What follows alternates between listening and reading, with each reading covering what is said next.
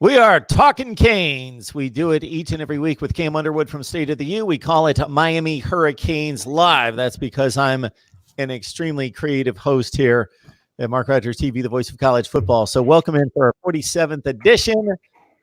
Cam, how you doing tonight? I'm good. Got my there's a U there. There it is. Yeah, you can see it. So frames my microphone pretty well, I think. And yeah, just hanging out. If you guys see, I went out to lunch after work at the secret day job to Flanagan's or whatnot. So these, if you don't know, these cups are iconic, Mark. Like you're not from Florida. Oh man. Yeah. Like I have a full cupboard full of them. You know, like everybody who like moves into an apartment, you just take your Flanagan's cups. You got big, cups for the house and everything for any kind of beverage libation you want to have. Like these are iconic green. They switched them to pink for breast cancer awareness in was that October? But yeah. So just did that, hung out, took a nap, ran some errands, did some laundry, and here to talk about the Canes. Well, I can guess the origin of a Flanagan's, but what kind of establishment are we talking about? It's a normal restaurant bar kind of thing. They specialize in seafood. Joe Flanagan was a big fisherman, so there's like nautical themed things around. A lot of wood. They laminate seafaring maps on the tables and things like that. But I mean, yeah, they have very good wings. I got a burger today. You can do seafood kind of stuff. Yeah, all that kind of regular stuff. And they have great deals too, where you like get a thing like one time.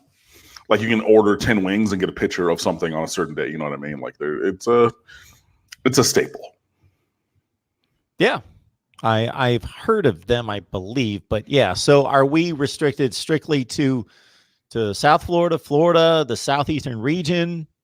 I think Florida, mostly South Florida, but some around the rest of the state. I honestly don't even know too much, but there's one very close to my house. That's all I'm going to say because I keep giving away hints on where my location is, and I want to give everything away. But there's a couple Flanagan's around, and one not too far away from the secret day job. So yeah, I made that happen. So, and yeah, that's it. Folks, welcome in. Comments and questions, leave them in the live chat, and we will get them to Cam concerning Miami football. Not a whole lot to talk about, but we will fill the hour with some fun talk, and Absolutely. We need you to play along. So before we get to that, we've got a new wide receivers coach with Taylor Stubblefield moving on, and your thoughts about the new guy in town. Yeah, so Taylor Stubblefield continued his short tenures around college football. I think he's trying to get to all 130 teams in his career. I think he's on his 8th or 9th coaching staff now. And that was a thing that I wasn't necessarily worried about, but it was a point of conversation when we brought him in. Taylor Stubblefield had been to many places previously or prior to Miami, and most of them he'd only been there 2 years maximum. So, I thought when we hired him, there was a ticking clock, and that ticking clock was one season.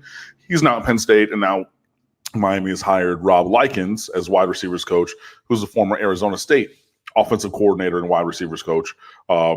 Has worked in and around spread offenses for the majority of his career coaching. Has developed some very good wide receivers. If you remember N'Keal Harry, who was just a problem to deal with at Arizona State, Rob Likens coached him. So, you can see a direct connection there, fitting in with what Rhett Lashley wants to do on offense because he's run similar schemes Rob Likens has and coached in them. So I think that's a good connection. And a embedded bonus I didn't even think about until today. David Wilson from the Miami Herald wrote a piece saying, since he was offensive coordinator, Rob Likens had to recruit quarterbacks. So maybe his connection to recruiting quarterbacks, especially out west, could be like an ace in the hole for Miami as they continue to try to, find superstars or star players at that position. And that's a great point of conversation that I had not considered. So shout out to David Wilson for that. And I urge you to go read his piece in the Miami Herald, which I did. I paid for a subscription for a day to be able to do that. It was really great work by him. And now you have another guy on staff who's called plays. And, that is a thing that Miami did not have last year. Miami had one person who had ever called plays before, and that was Dan Enos. So you saw how that went. Now you have Rhett Lashley. Now you have Rob Likens. Then on top of that, you have Garen Justice, the offensive line coach, I believe, has called plays at a previous stop in his coaching career. So yeah, you have multiple guys who have done that engagement. Todd Stroud was a head coach before. He's, the associate head coach on defensive line. You have Manny, who's been around. You have, obviously Bonda and Pat Key. They've gotten, and Rumpf have gotten experience here, but, they're not first-time staffers or coordinators anymore, but specifically on the offensive side of the ball, you have three guys who've called plays before. And you can kind of not necessarily have a group think, but if you're going to crash and burn just because you're going to be fiercely protective of your, preferred scheme and engagement, one of these other guys can say, look, man, I did this back in 2000, whatever, and and you can take it or leave it for what I'm going to say, but I'm telling you, like, you might not want to just stay so hard with that. So yeah, I'm excited to see what Rob Likens can bring. He had a mic'd up episode when he was at Arizona State coaching wide receivers that I thought was pretty cool. You look at what they did on offense when he was out there as offensive coordinator or co-offensive coordinator. I mean, Arizona State wasn't great overall, but their offense was pretty solid. And yeah, this is a guy who's found several recruits over the course of time. Like I said, he developed N'Keal Harry. Everybody knows one of my recruiting faves of years past was Terrell Chapman, who was committed to Miami and ended up at Arizona State with Rob Likens. So, yeah, I am cautiously optimistic, like with everything with this staff. But again, adding a guy with offensive coordinator experience as a straight position coach, I think is a solid move. And that's really what Miami should be doing. Bringing in guys who have that kind of experience and potential upward mobility, not necessarily just going laterally. Like, okay, Thomas Brown went laterally, but he went to South Carolina, and then now he's coaching running backs for the LA Rams. So, okay, that's upward mobility because he stepped from college to the pro game. But Taylor Stubblefield, that's just a lateral move. Wide receivers coach here, wide receivers coach there, wide receivers coach, blah, blah, blah. Rob Likens, he can go from wide receivers coach to somebody's offensive coordinator. And that's the thing that Miami had on those staffs back in, the turn of the century. Crazy to say that, but yeah, in the late 90s, 2000s, look at all those guys who were on those staffs. Ed Ordron, Chuck Pagano, Randy Shannon, Greg Schiano, Rob Chudzinski, all these guys who left for bigger jobs. You're starting to put together a staff where you can see some of these guys here now potentially stepping up into a bigger job elsewhere. And I think that, Manny Diaz was the first one of that ilk. And I said he's not going to be here long because he's going to be a head coach. He was a head coach at Temple for 13 days before he came back here. But now, you're adding other guys who could step up. And, like I said, Rob Likens has experience and success running or coaching wide receivers and in spread offenses. And, I'm excited to hopefully continue that string of success here in Miami. John Hall, we thank you for joining the live show, and we're so glad that you can make the live show. It appears as though you watch on a regular basis, but wonderful. Make the live show this time. So everyone, I want you to play along here. So we've served this up to Cam in the past and a number of other bloggers and guests that we have on a regular basis, but it's been a few years, and so everybody play along. So we're going to play a little Q&A talking Miami historically and as it compares to today, and continue to leave your comments and questions in the live chat. I will continue to monitor the chat room for football questions. These are, of course, football questions, but more of the fun variety. And again, you guys chime in with your answers as well. Our question number one, Cam, here we go. Your favorite Miami Hurricane on the current roster?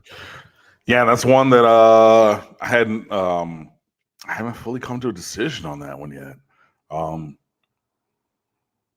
I like Cam Harris's bravado, where he's just not here he's not giving any quarter. You know what I mean? Like he's full bore. Like we're this, I'm that dude. We're this team. I know that we haven't achieved, but we're going to be.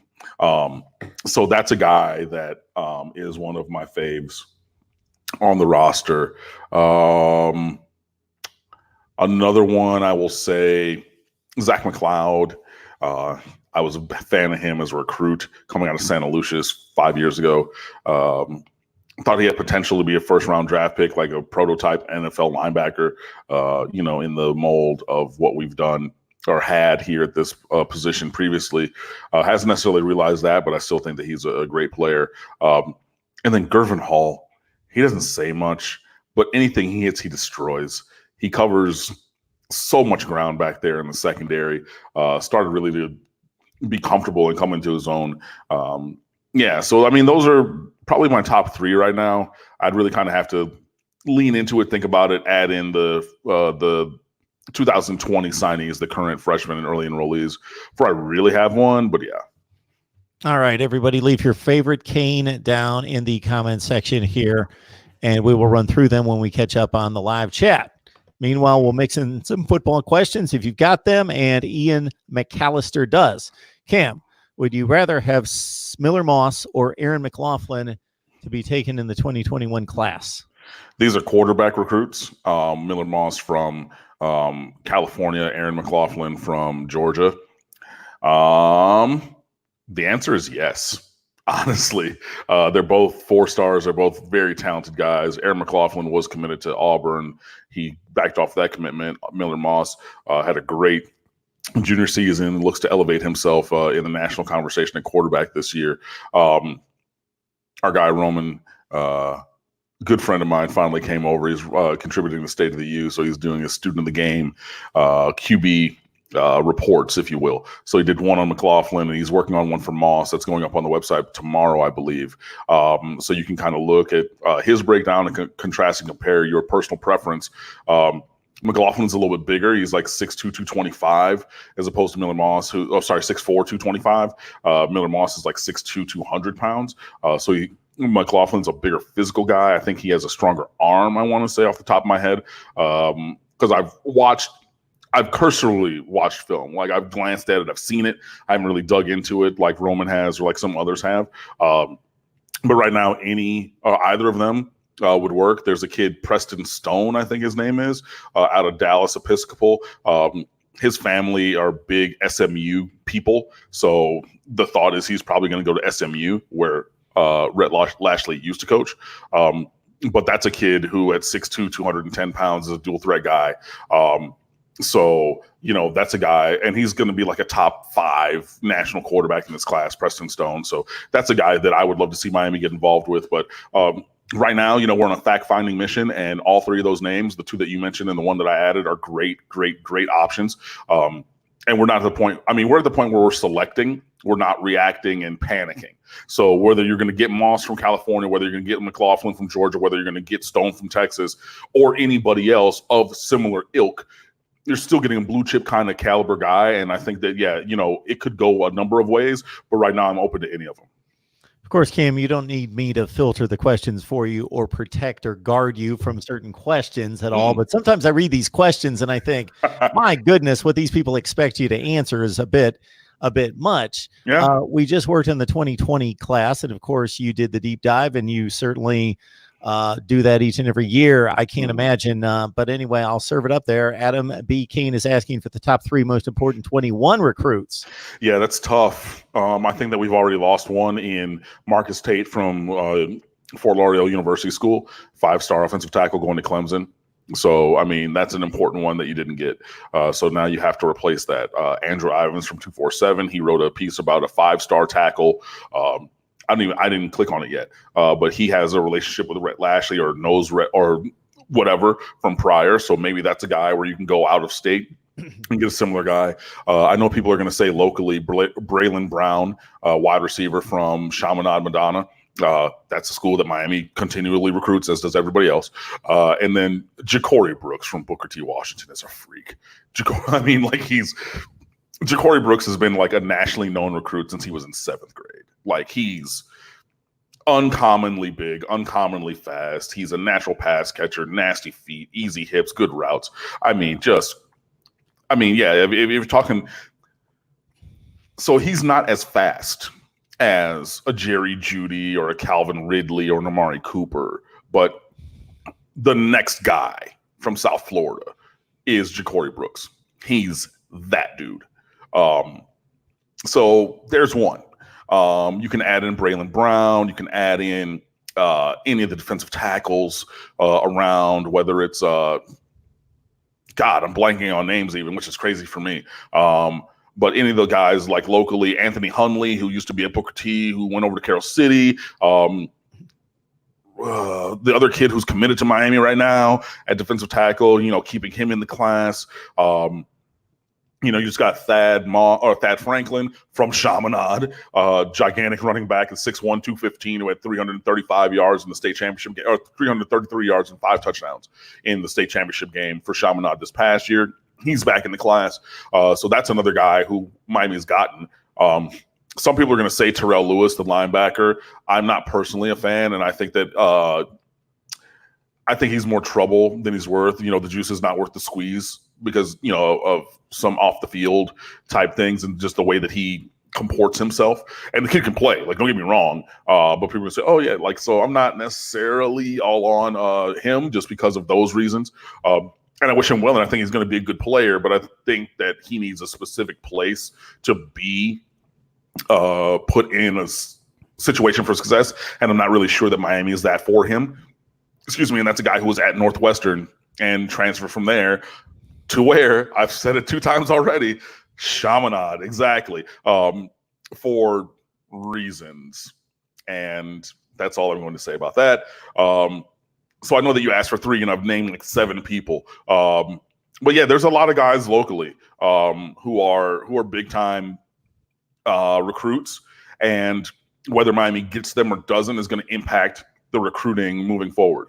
So, if you don't get a Marcus Tate, which you're not, because Clemson has not had a decommit since 2016 or 15, whenever it is. And they've had 2 decommitments in the last decade, and one of them ended up signing with Clemson. The other one went to Auburn. The other one of their 2 decommitments. You're not going to get Marcus Tate. He's going to Clemson. Everybody who commits there invariably goes there. Fine.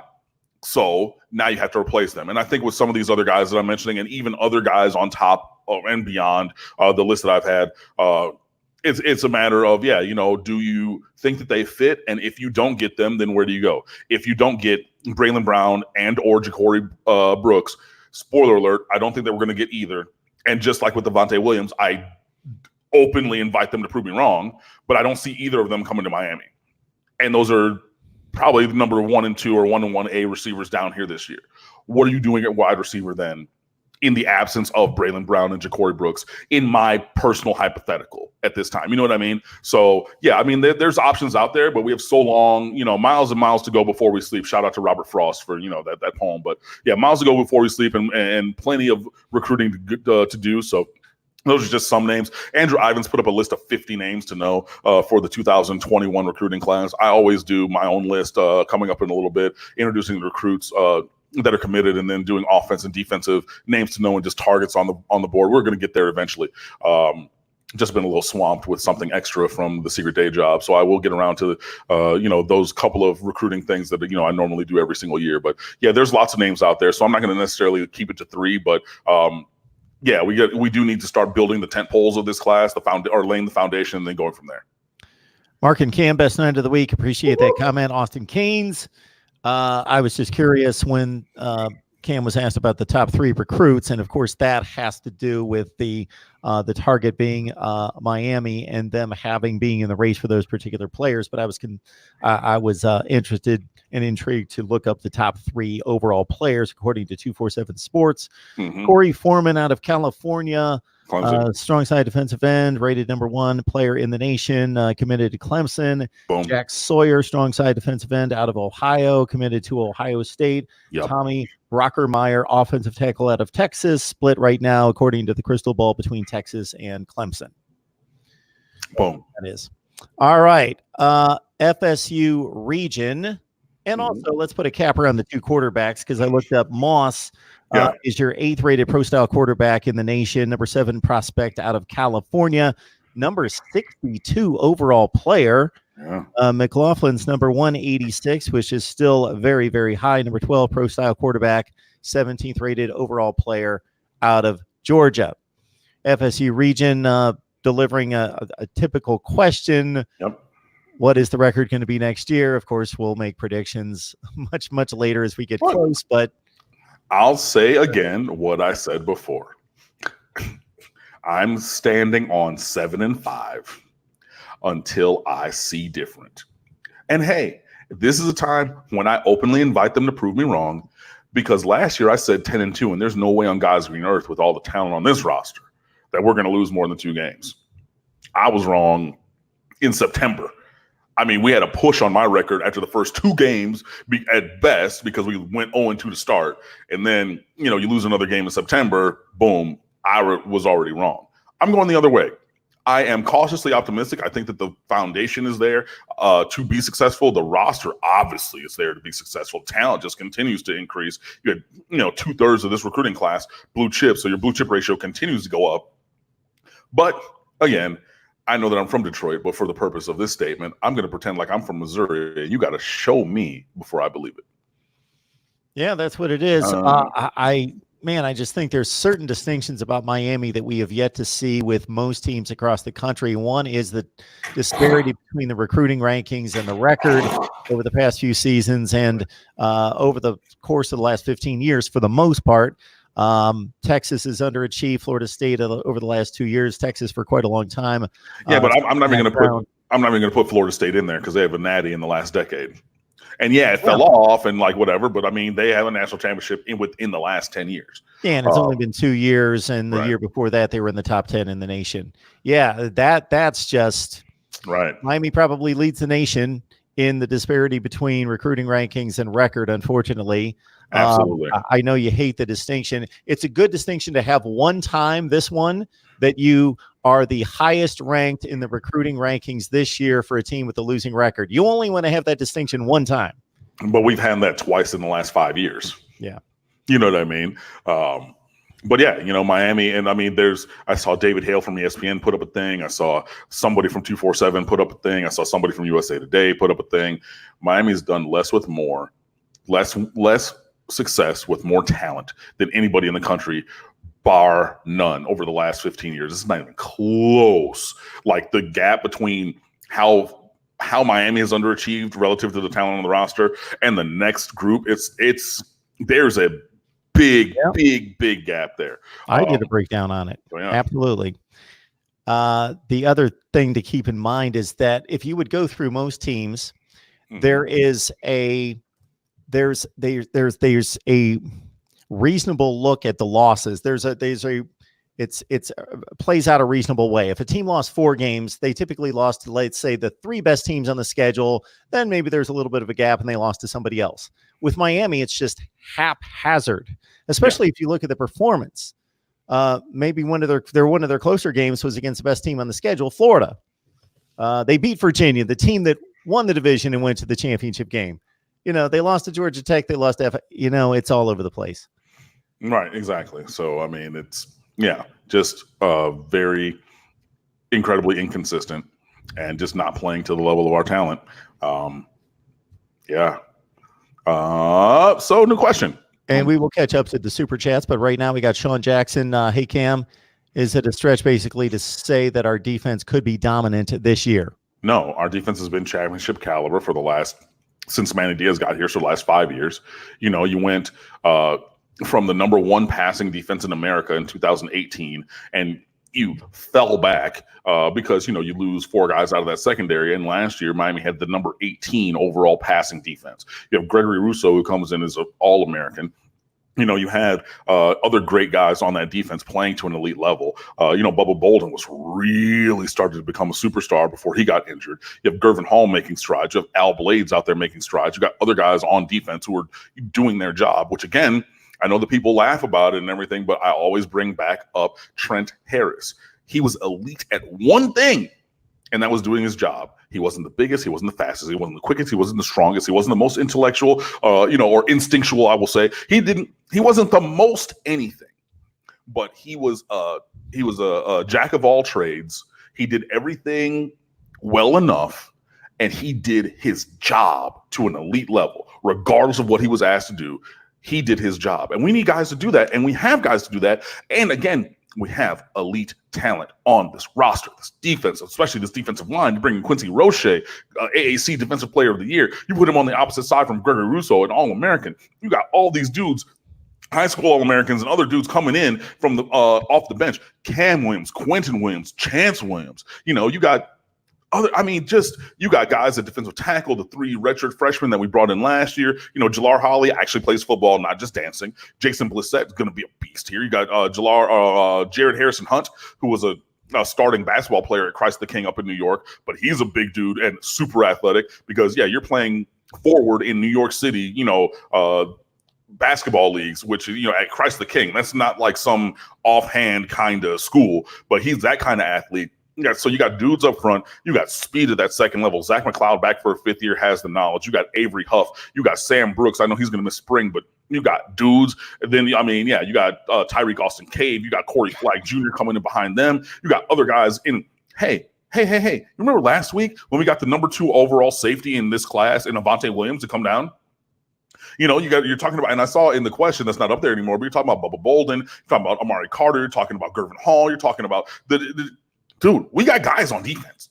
We have a scheme on defense that lets them play, and we have years of demonstrated excellence on that side of the ball. And with Miami's defense being as good as it was, it could have been better if they got any kind of support from the offense. It's the inverse of what we had during the Mark D'Onofrio tenure under Al Golden. When the offense was cannibalized, and that go back and look at those numbers of Al Golden's offenses. Did numbers.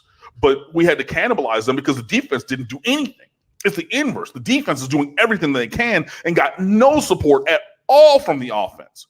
So it is not it's not a stretch. It is not a surprise. It is not entirely outside of the realm of possibilities that Miami's defense is going to be great because we have the scheme and the players who be great.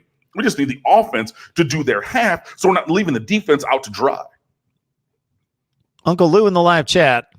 Uncle Lou, good to see you, man. I love what you do. Keep it going, man. Alfred the Savage, certainly not a big Miami fan, wanting to know if they will win the spring game and taking his shots. On the flip side, you got Tabardine, who has been predicting a 42-28 Miami victory over Clemson in the ACC championship game for the last month. Let's get there. Wow. Get there. That's bold. If you have that kind of confidence now, then you need to do what my cousin James III is doing and go out to Las Vegas, go find a sports book and put that bet down now. If you're that confident, honestly, because, hey, if you are proficient to that level, if you have the foresight that I don't have, go out or call Vegas or whomever, go put that bet down. And we'll see what happens because that is a very bold statement to make. And if you have the conviction behind it, then, hey, by all means. But I am not at the point where I'm going to predict that right now. And New King God is correct. Terrell Chapman just transferred this past year from Arizona State to Virginia for his 5th year. And, that was a guy who I really, really, really, really, really wanted in that recruiting class a few years ago and was committed to Miami. And then he didn't sign on signing day. This is before the early signing period. So this is all February, so we're all sitting waiting around on that Wednesday. He said, I'll have a decision by Friday. And I said, oh, darn it. And then he just was like, I'm going to Arizona State. Okay, bye. And anytime a team in sports makes some improbable run to a championship, we'll hear about those stories about so-and-so made a bet back at the beginning of the season when the team was 150-1 and they're on the verge of winning all this money. So, this is the time to do it. Basically, the best plays are to get past Alabama and Clemson and Ohio State. There's usually somebody down there. But then again, who's winning these championships? Well, they're the same teams every year. So, it's gambling for a reason. Is why it's called gambling. Gambling. You take your risk. All right. While I filter through the comments and the questions, let's serve this one up. Talked about the favorite player on today's roster. We talked last week about your first favorite player. Jason Gathers. That's right. Yes. Who gained all of, I'm going to look up his stats here while we're talking. It's not much. You said about 250 yards in his career, something like that. Something like that. It's okay. not. I'll give it a look. Like to know what the favorite player of all time is. Of all time, like Miami style? All time Miami. Or you can go outside Miami if you've got an all-time favorite player outside the U. I didn't even consider that. I understole Jason Gathers. He had almost 1,200 yards from scrimmage in his career and 11 touchdowns. in 4 years. That's not bad. But yeah, anyway. We're announcing, as Cam thinks that went over, we're announcing our Louisiana Tech Bulldogs live show, which premieres tomorrow night. Cool. Courtesy Alfred the Savage. Yes, of course. My all-time favorite, I would have to say, is Charles Woodson from Michigan. Again, I grew up as a Michigan fan. I was there in '96. I saw the one-handed interception at Michigan State. When '97, excuse me. When they Michigan won their last national championship. All that. Just a great player. Also, shout out to Tyrone Wheatley, who I met because. So I'm from Detroit. Lived in the suburbs, went to Cranbrook, whatever. Across the street from us was a guy, lived a guy and his wife. His wife was a news anchor in Detroit. He was a tight end for the Raiders, flew us out for the '99 Halloween game against the Miami Dolphins from Detroit to Oakland and everything. So we got to hang out with the team. We got to go through their with their final walkthrough and everything. And there was Woodson was on that team. There were a couple other Michigan Wolverines and everything. These guys are from Michigan or whatever. So, and that's when John Gruden was out there in his first stint, detail oriented. Yeah, we were kind of talking and everything, and somebody didn't do a correct wham block or something just on a play, and he was just talking on the side, and he went into full Chucky mode. I mean, just whoa, this guy's crazy. But anyway, so we're going out to the field. We're in from the field after the last walkthrough with the Raiders, and I was talking to Charles Woodson, and my uncle was talking to Fred Biletnikoff, who he had met in Biletnikoff's playing day, his playing days or whatever. So we're walking off the field, and I'm just okay, whatever. I'm a senior in high school, whatever. My younger cousins are with me, and Tyrone Wheatley runs by with a blowhorn from this far away from my ear. And I barely just got my hearing back from that. So shout out to him for that little memory for me.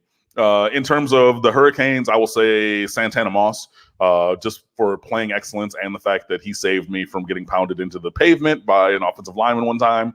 And yeah, I would have to say that. I mean, and just also freshman Frank Gore.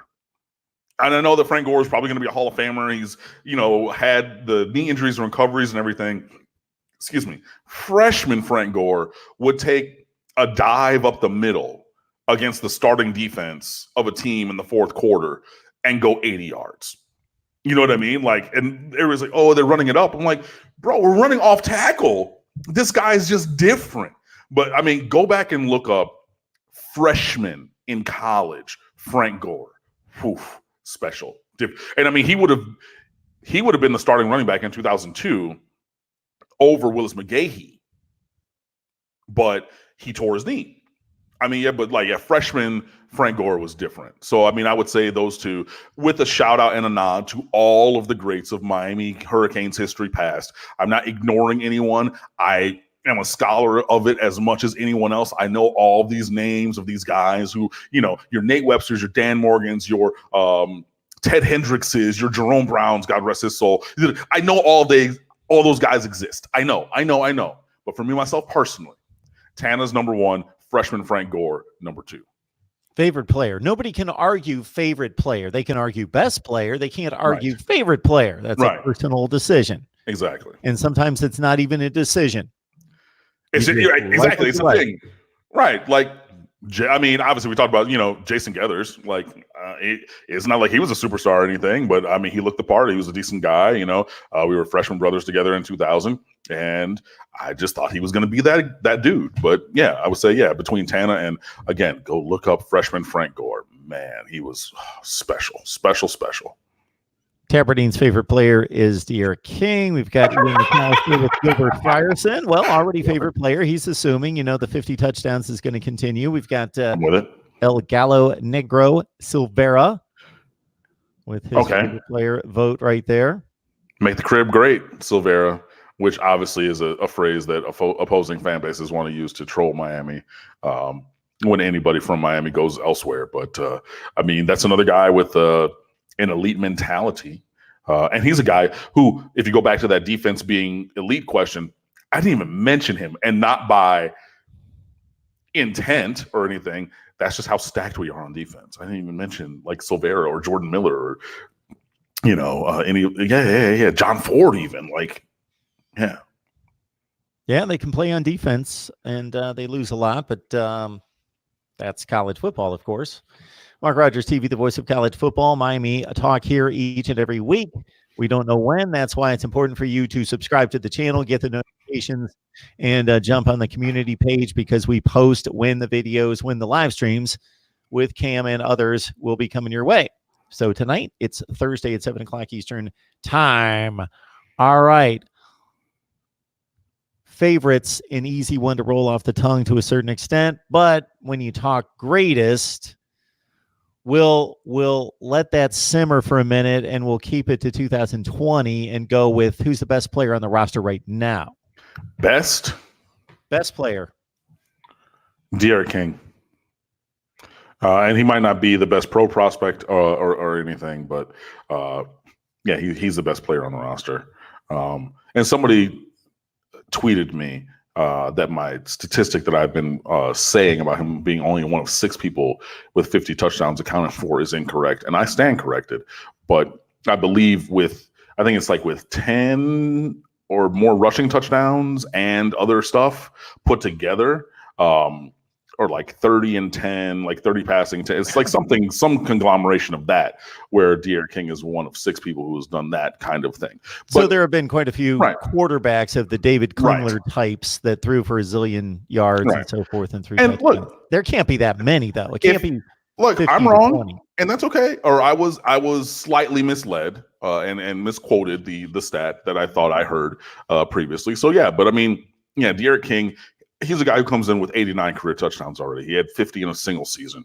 And look, that's with Gregory Rousseau being an All-American. That's with Quincy Roche being the AAC player or defensive player of the year. That's with all the guys that I mentioned on defense. That's with elite talent at least on the roster, on the skill positions. So I would say D'Eriq King is 1, Brevin Jordan is 2. Probably the defensive ends at 3 and 4, and then you can fight out from 5 to the end of the roster. That's how I would have it, at least off the top of my head. All right. Now, this is an impossible, and I know it. And Michael Love, thank you so much for the contribution. And again, the classiest avatar online belongs to Michael Love. Thank you so much for the contribution. Michael's right there with us each and every week. Impossible to determine, but I'm going to ask it anyway. The greatest player in the history of the university? I mean, take your pick. It could be one of your Heisman Trophy winners. It could be, Edgerrin James. It could be one of the other Hall of Famers. And shout out to Edge for finally getting into the Hall of Fame. Reggie Wayne should be right behind you coming up next year. People would even say maybe Sean Taylor, the late, great Sean Taylor, maybe Jerome Brown for his mentality.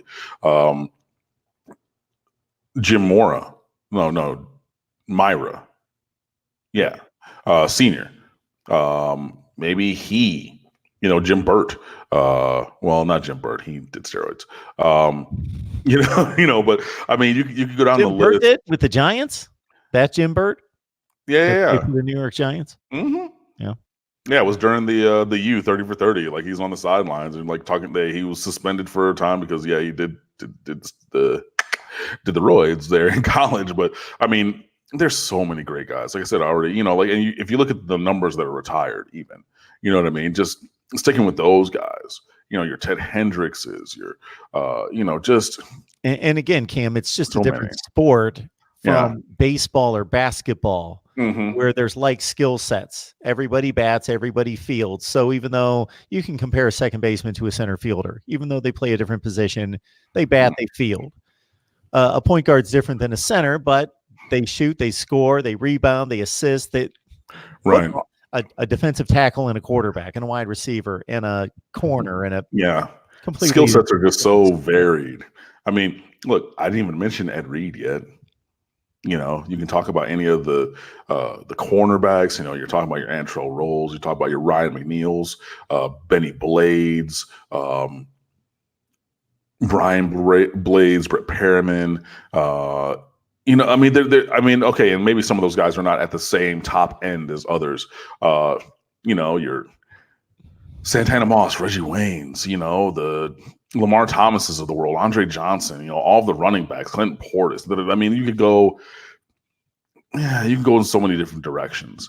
I think that Dan Morgan has to be in the conversation, just because he is the most decorated player at who ever played in Miami for all of the awards that he won in his time. Vinny Testaverde has to be in that conversation. Gino Torretta and Jim Kelly, just because of their playing excellence. Excuse me. Alonzo Highsmith has to be in that conversation. I mean, there's so many guys, and I'm going to stop naming guys because I could just name guys all day, but that's a thing where I would have to really, really sit there long and hard, have a spreadsheet, pros and cons, stats, awards, championships, records. I would have to look at such a comprehensive package to say who, is the greatest Hurricane of all time. But I will say, even in the short time span of the elite level of performance for this program, there are plenty of options. Cam Underwood, State of the U, please exercise the super chat. It's available to you, and keep in mind that Cam donates at least an hour to us each and every week, even though he's got tons of stuff going on otherwise. I have looked up, I haven't been able to find a list with total touchdowns for a particular season, but let's keep in mind, number one, there's no running back in history that's ever scored 50 touchdowns in a season. Monte Ball's at 39. That's number one all time with Barry Sanders. Obviously, a receiver has never caught anything close to 50 touchdowns. So it's got to be a quarterback that scored 50 touchdowns in a season. Well, I found the passing list, and there's only 7 that have thrown 50 touchdowns. So you got to drop it down to maybe 35 to 40 in passing for a quarterback to have run for 10 to 15. There's got to be 15 guys, if that. Right. Yeah. So, I mean, it's not, again, and words mean things, and I'm a man of my word. So I misquoted the tweet or the stat that I thought that I saw, in that it was only 6 people ever. But it's not many more either. So it's not like I'm saying, a cheeseburger is a bottle of water kind of thing. All right. Let's see here. Let's go to our games category. So again, I'm going to try to catch up with the live chat. So I'm at 7:27, and at 7:44, we'll do the best we can. Somebody's got their favorite players, Jalen Phillips, already. So another guy that's not stepped on the field for the Canes. Yeah, but I mean, he was the number 1 overall recruit in America a couple of years ago. So yeah. So this question deals with your favorite game. So everybody, again, comment in the live chat, and this doesn't necessarily have to be an important game, a championship game. It could just be something that's sentimental to you. You watched it with your dad. You went to your first game, whatever it is, for whatever reason, the game that gives you the most juice, pride in reflecting back upon that memory. Well, first of all, we did the greatest games in Miami Hurricanes history 2 summers ago on State of the U, and that story stream is still up there, where we evaluated our games from the 80s, 90s, 2000s, and then against Florida State, because Florida State and Miami games, or Miami, Florida State, excuse me, because Miami goes first, are special. So they got their own category even across the multiple decades. So you can go through and look back through that and relive those memories as well. For me, it was the 2000 Miami Florida State game in the Orange Bowl. Chris Weinke at 37 years old already against the Hurricanes in 2000 and everything. That was my first on-hand experience. That was my freshman year in college. It was just a field littered with NFL players and everything. So yeah, that was a special game for me. If I really look, and that's what I wrote in my Why I Became a Miami Hurricane a couple of summers ago, like 5 years ago now, that I wrote that piece. That was the game that really solidified my fandom. Even though it was a little bit into the year, I was already enrolled and been to these other games. Like, that was the one where it was like, okay, like, signed, sealed, delivered, etched in stone. So there was that. 2003 against Florida. Again, my buddy Matt Carter was the holder on field goals and extra points. He took over the number 11 jersey after Ken Dorsey left, and he was in the special teams meeting that week. And he came to lunch after that meeting, like we always had on Wednesdays, and he said, "Look, Devin Hester, it was just Devin. It was like Devin said, if we win the coin toss, give me the ball. I'm going to score. Opening kickoff. Let's go." I'm like, "Oh, okay." He said, no, Devin. It was different the way he said it. And then he ends up getting the opening kickoff, taking it back for a touchdown, which was special for me, having had that conversation, that little inside the room kind of thing. Also, Matt tipped us off that because he went to a smaller private school in Columbus, Ohio. And he was like second team All-State. And he was like, "Hey, they put in a fake field goal and I get to throw." And he's a big dude. He's like 6'4", like 220 pounds, good arm, like whenever we play intramural softball, he would just hit lasers like 400, 500 feet.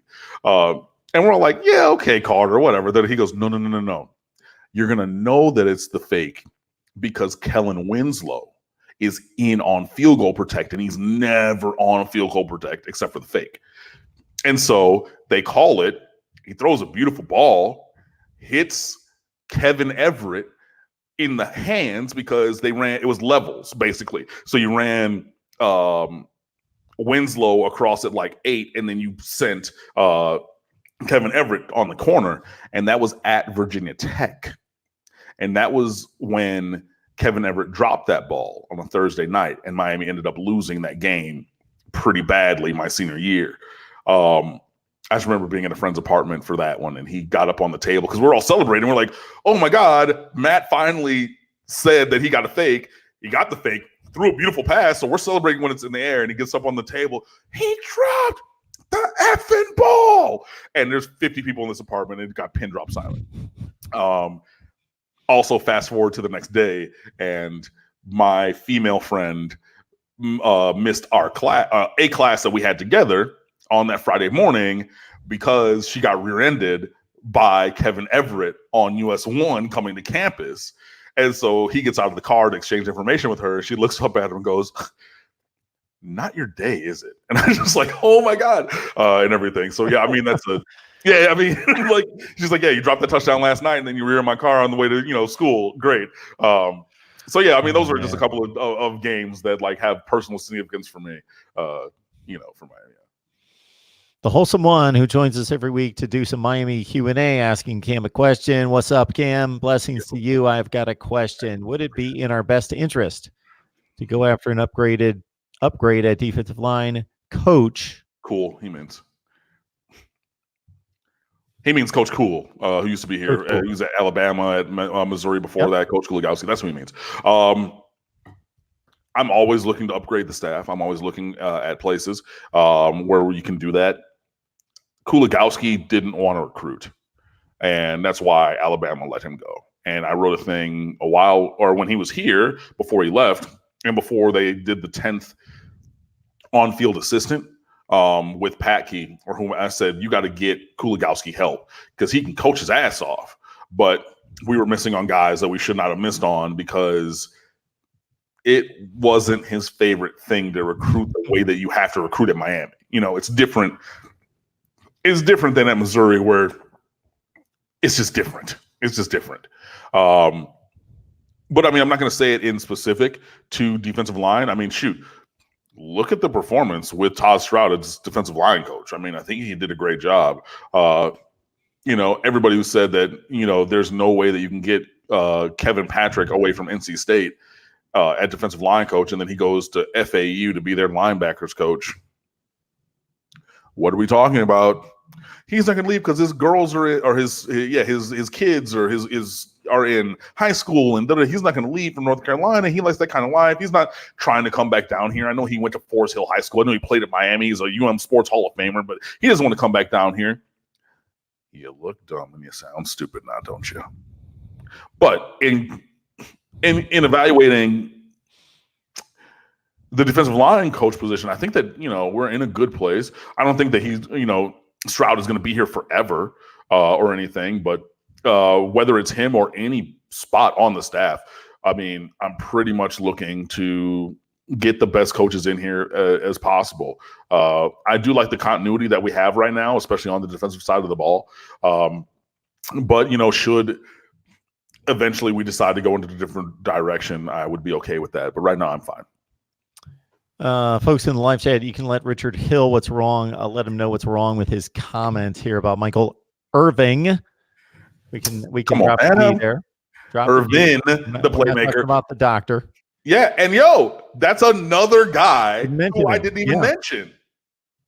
And again, not for any intentional bias or anything. There's just so many. Yeah. Best player between Andre Johnson and Sean Taylor. So these questions. I mean, you can make that argument. I can make counter arguments as well, but out of all the 2021 offers at quarterback, who am I highest on? Highest? Let me go look at the offers real quick because I was looking at the commit list. Well, I mean, Brock Vandegrift from Georgia, you know, the number 1 5-star quarterback in this class, but he's committed to Georgia, so blah. Jake Garcia, I still think that he's very good. He's a 5-star. He's committed to Southern Cal. I would kick the tires on that to see if he really wants to do that. But I mean, I do like the Moss kid. I do like. Oh, Preston Stone is committed to SMU already. Cool. You know, McLaughlin, who apparently doesn't have an offer yet. That's weird. I think we're going to close that loophole really soon. Demetrius Davis from Galena Park North Shore. That is the state champion in Texas. That's where Corey Flagg went with Zach Evans, the number 1 running back in this class, who still has not decided where he's going to go. He's a little undersized at only 5'11", but look at the numbers, 5,000 total yards and like 45 touchdowns last year for a 15-1 team. You know, there's guys to like. I would say right now it's probably between, personally, I like Stone. I like, it's like the top 5. It's like Vandegrift, who's not coming here, Garcia, who's not coming here, Stone, who's not coming here, and then McLaughlin and Moss at present. Okay, we talk Miami football each and every week with Cam Underwood from State of the U. And we try to do it on Thursday night, but we can't stay consistent because of schedule conflicts. And that leads you to the Super Chat, because keep in mind, Cam's all over the place with everything he's responsible for. Day job, State of the U, personal life, all sorts of stuff going on. And he donates at least 1 hour to us each and every week. So the Super Chat's available. Michael Love, we appreciate you jumping on the Super Chat. Like the video, comment, share the video out there on social media. Let's get more people on here. We're at 207 right now. We've probably been in the 350 to 400 range during the football season, but we can do better. Let people know out there that we are here each and every week. Of course, you got to subscribe to the channel, get the notifications, turn on the bell, and you know when we're going to be on each and every week. All right. Got the best game, the most exhilarating game, the most memorable. We also have to go the downside. Most excruciating loss. 2003 Fiesta Bowl. Next question. Okay. We're not going to go anywhere. We're going to go to number 2. Let's go to number 2. Your second most excruciating loss.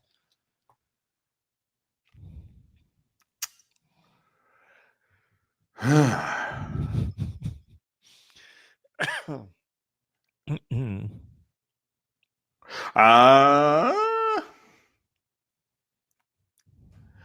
would say, if you're going through the annals of history, that Notre Dame game when Cleveland Gary didn't fumble at all, was totally down. That's one. Notre Dame in 2016 when we went up there. Since I'm the neutral one here, I will remind everyone that if they look at that game, there was a corner catch in the end zone that was a bit questionable by the Canes. I forget who that was. Fair. Do you remember? I don't remember who it was, but I know the player you're talking about.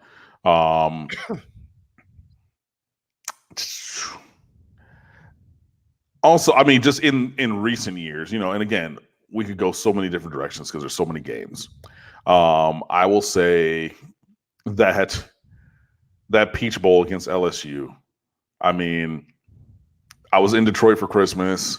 I went to my best friend's house, Nick. Shout out to my boy Nick, and did what we always do. I went to Hungry Howie's on the way, got the 2 pizzas, got the pop. Go over there.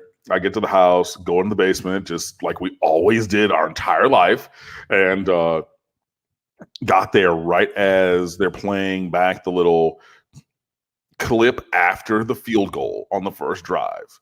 Do do do do do do do do. With that old jingle or whatever that they had on ESPN. Okay, Miami 3 and LSU nothing, and we'll see what happens. And I didn't even see that because I only saw as it was going to commercial, and then I saw the next 40 points in a row for LSU, and that felt different. You know what I mean? I mean, Miami had lost a couple times when I was there, but nothing like that. Nothing like that was like, whoa, hey, wait. So not excruciating in the same way as maybe those other games, but just I think that almost everybody, we started to feel like, oh boy, this is not going to be what it has been recently anymore.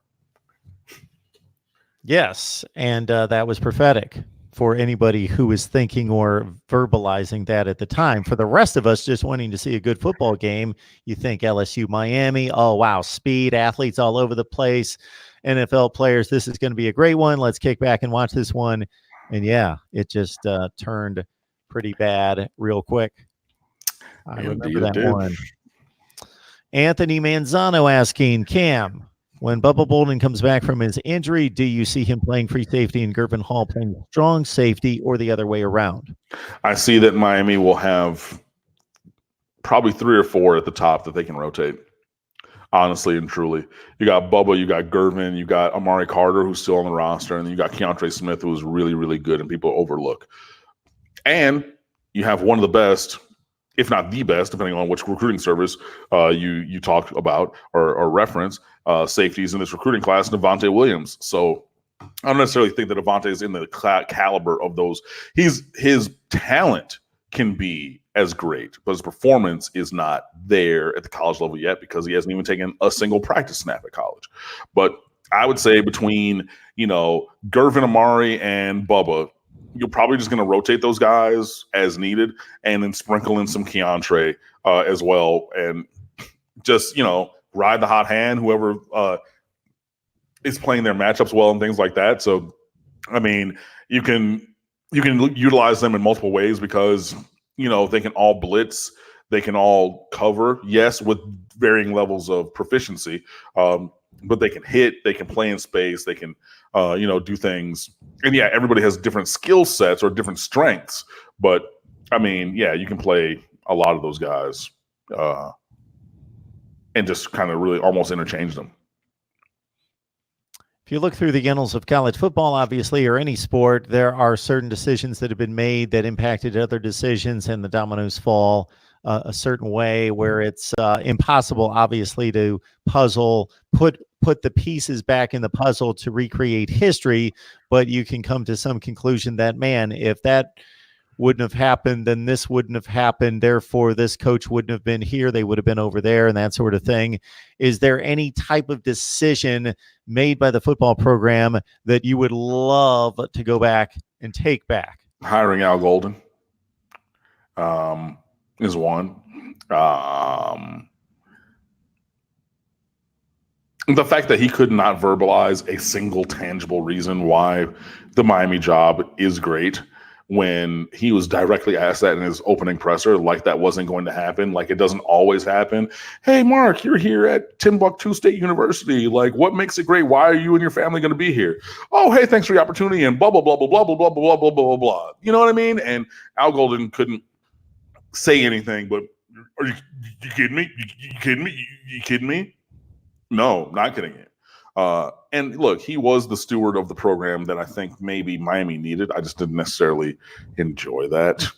Some people are going to say leaving the Big East for the ACC, but I think that that's correlation, not causation, for the lack of success for this last 15 years or so. I don't necessarily agree with that. I think that, that was a move that needed to be made.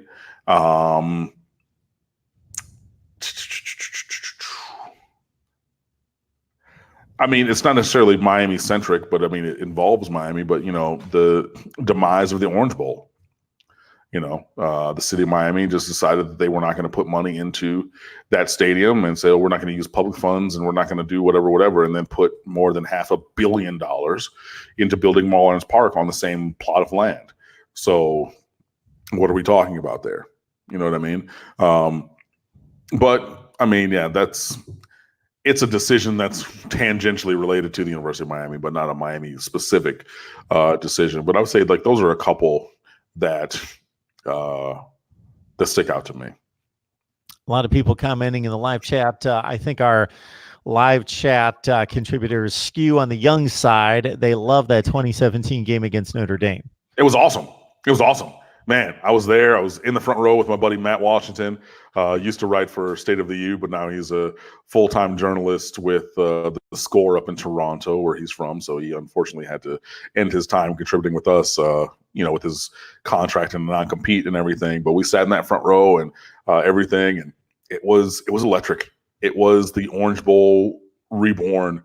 Any of those games at night. If you think about any of the games that we've talked about, I mean, that first national championship in '84, if you think about that, just any of those games, that Thursday night against Louisville, that Thursday night against West Virginia, and both of those were games that I wrote for the Games We Love feature. And I mean, they're not necessarily the most at the top of everybody's recollection, but if you go back and look at those, I mean, that stadium came alive. That Devin Hester punt return against Louisville, bro, iconic to this day, making the punter in that 2017 Notre Dame game in Hard Rock Stadium, especially after their coaches were, from the paragon of Christian Catholic education, of all of this, came on the field before the game talking cash shit. F this, F that. We're going to remind them. We're going to F them up. Coach is saying all that. 33 trucking Josh Adams. Oh, Heisman Trophy candidate. We had 54 yards in that game. You know what I mean? But everything that built to that was the culmination of a decade of nonsense, of just mediocrity. And it was so cathartic because, again, the year before, Notre Dame went 4-8. And everybody in America could make fun of them. And did make fun of them, except for we could not, because we were one of the 4 teams that lost to those terrible dudes. But then we went and just exercised all the demons, all of everything, and just put it on them in a way that had not been seen forever. It might not, and I get why it is people's favorites and what people are saying, because, dude, that was a special, special night. Everybody left out of the stadium and we just went and tailgated again like it was before the game, just hanging out, people fired up the grills again, just had more beers. We're just all there, did not want to leave from the parking lots because it was that kind of a thing. And I mean, look, everything, the whole game day on campus, which game day had come to Miami before, but for Miami, Florida State, at the side of the Orange Bowl. So you had to get up at 4 a.m. to get over there and everything. But you have it on campus finally. You're looking at the new student center. You're looking at the new music library over the back. Lake Osceola is right there in the middle. Everything is going like that. I mean, you just had Drake there doing, music video shoot and everything. And I just remember, it was everybody in the parking lot before the game was just yo, I feel confident. I think that we're going to be good. And that's the second week in a row we had the 8:00 ABC game, because that was the week before we beat Virginia Tech when all black jerseys. So you come in and do that. It was the culmination for so many people, and especially if you are a little bit younger, you might not have been there for some of these elite games, even in the 2000s. Look, and I moved down here in 2000. Anything that was before that, I wasn't there for the Washington games in the 90s. I wasn't there for the UCLA game. I watched that on television. You know what I mean? So that 2017 game against Notre Dame, it was special, and it does have a special place in the hearts and minds of people who were there, and just even celebrating it just because it was so cathartic. Michael Mitri, thank you so much for the contribution. And Al and others reminding everyone to please hit the like button. We will have probably 1,000 views by the time we get off the air. True. And should have 1,000 likes, but we'll have probably 100.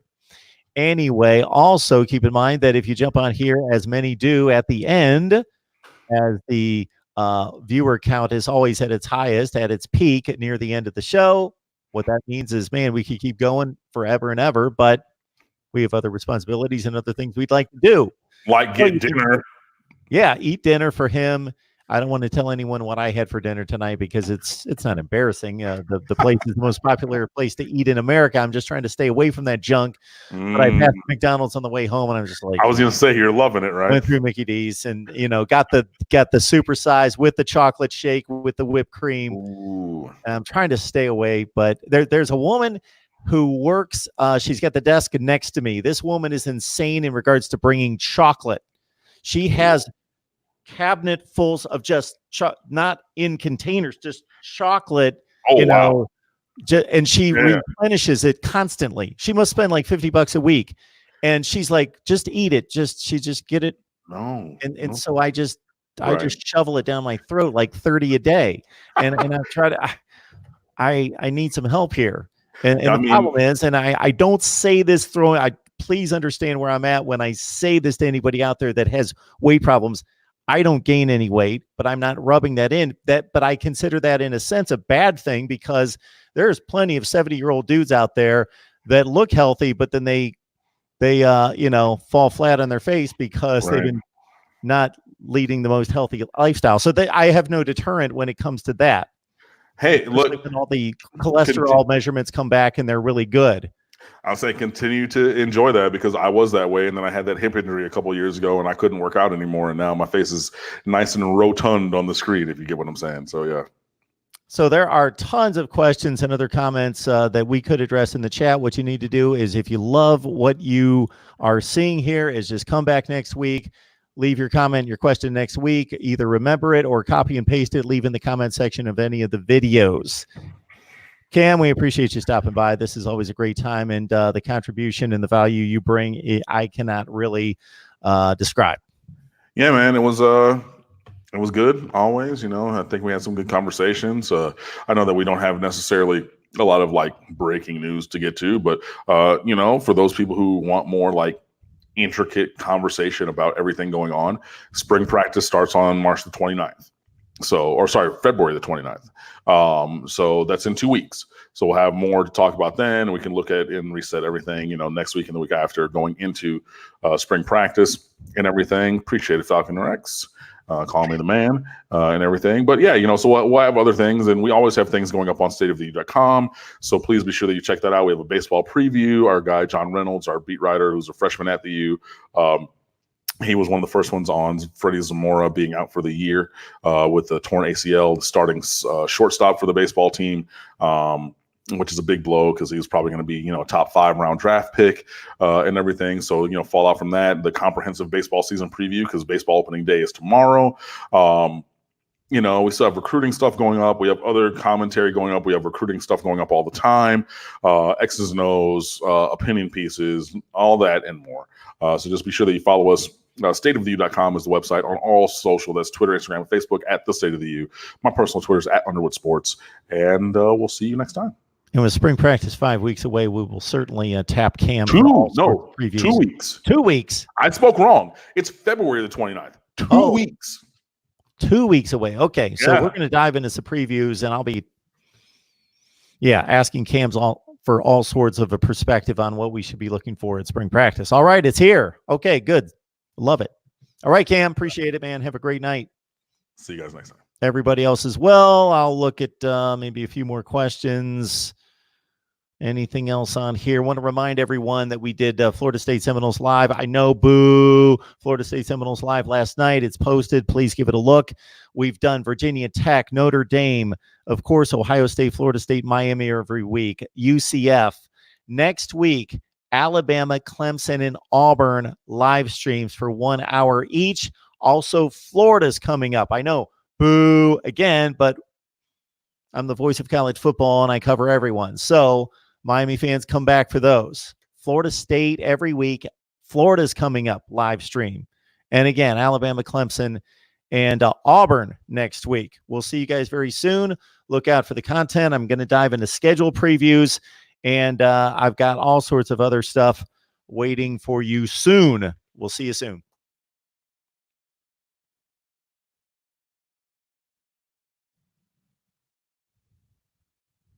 Thanks, Terrence. Dante, appreciate it, man. Jesse, thank you so much. Love seeing you here. Appreciate the contribution. Appreciate seeing you here all the time.